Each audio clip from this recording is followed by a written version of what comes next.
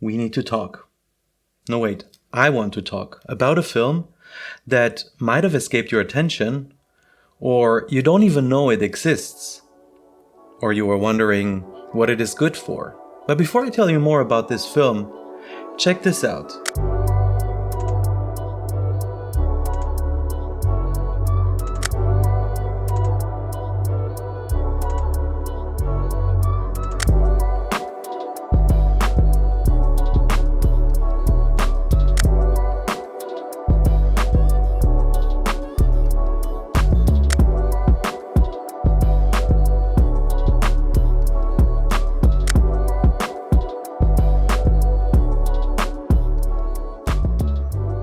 Were you able to guess what film I shot these photos on? They were shot on LomoChrome Metropolis by Lomography, a film that started its life as a Kickstarter project back in 2019.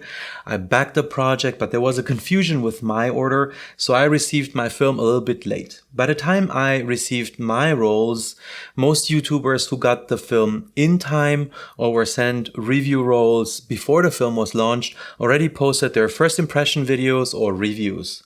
So I kind of missed my window of opportunity with this film in the beginning when it was launched. But what this gave me in return was more time with the film. And so in today's video, I want to talk about my experiences with this film, shooting it basically a year now, and show you a couple of more photos and talk about a couple of technical things about this film. But before we go into all of this, I want to read to you what the manufacturer says about this film on the website. This film comes with a unique chemical formula specifically developed in our Lomography film manufactory, which desaturates colors, mutes tones, and makes contrasts pop. It further reads, "The LomoChrome Metropolis is built for exploring the urban jungle in all of its grit and beauty.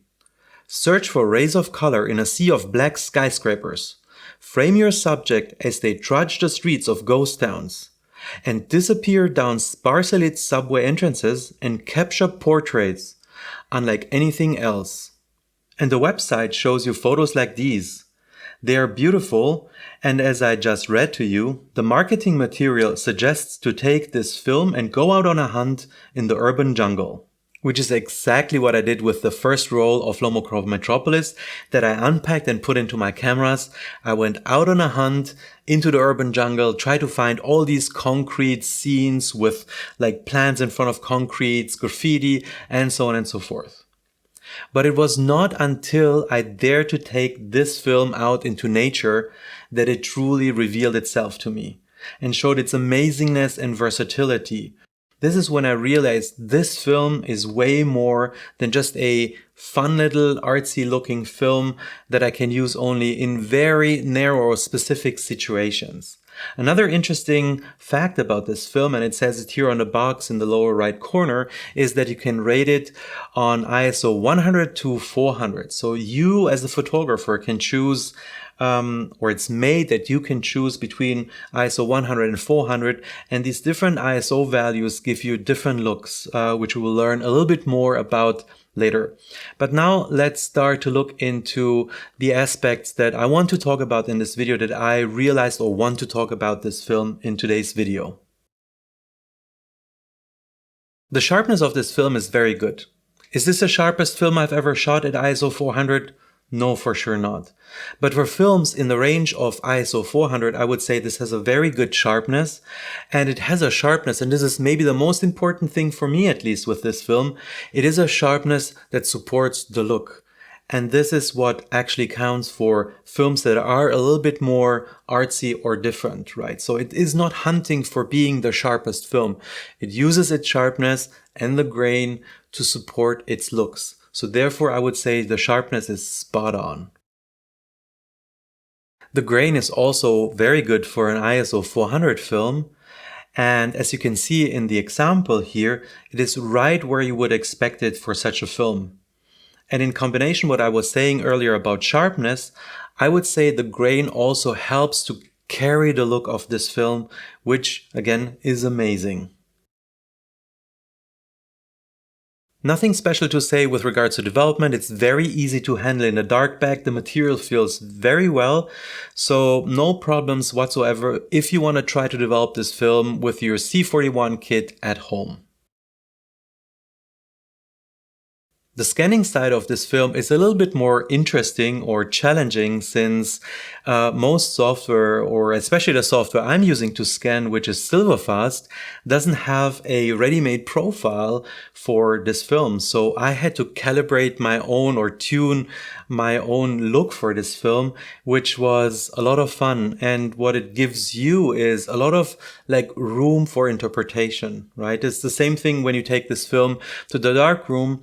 You can do a lot of different looks with the photos, which I think is a lot of fun. But again, it's a little bit more challenging than well-known films that have predefined profiles that are recognized and you get the film look already preset.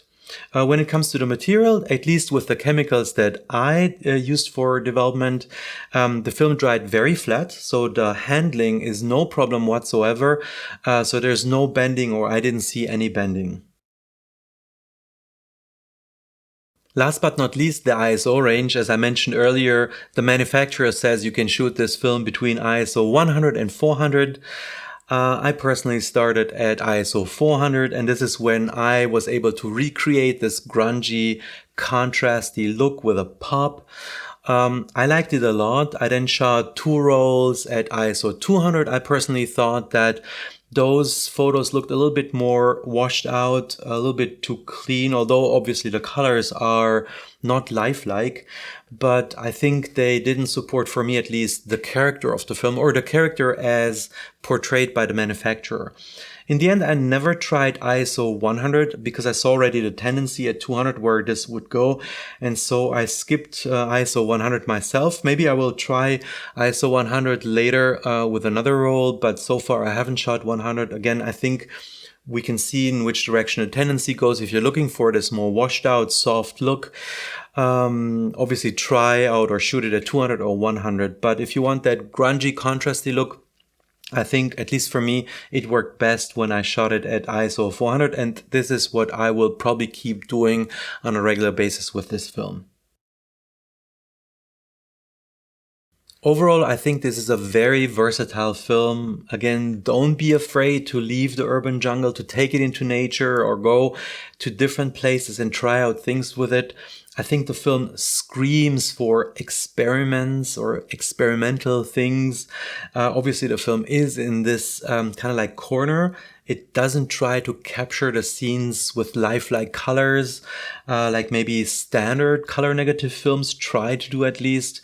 I think I want to shoot a lot more with this film, to try it in many more situations. I really love it. I love the look. I think you can do so much, again, also because you can control the way how it looks, either during scanning or in a darkroom, or simply already when you start shooting it when choosing the ISO value. So overall, I must say, I can highly recommend you to try it out and to try out more than the website suggests.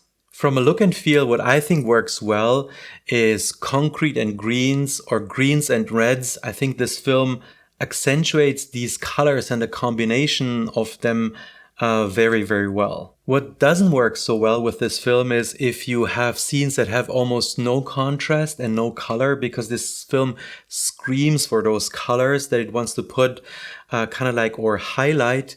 So try to find subjects where you have color, unless you want to go for a very washed out kind of look, which is also fair. I tried it and I also love that. Given that that is on purpose. But generally, I think there is not much to say in the sense of what doesn't work. This film is very versatile, so you don't have to stay true to its original nature, which is the urban jungle, but go out and try different things. Having said that, I would be curious to hear from you, where else did you take this film? Did you, for example, already try it out underwater, for example? I would be curious to hear if any one of you has done that. How is the look? I want to see examples. Also, where else did you take this film? that you would suggest to me to also try out. I'm very curious. Again, I want to try out this film in many, many different situations. So please let me know what I am missing out so far. And for those who have not heard of the film yet or have heard of it but were unsure yet, let me know if you are now curious to try it out. And once you did so, please also let me know how that went for you. But this is all I want to tell you about this film in today's video. I hope you liked it. As always, thank you so much for watching and supporting my channel. Please don't forget to play with the buttons below the video. You know what to do. This helps me and the channel a lot. But again, thank you so much, and I hope to see you in the next one.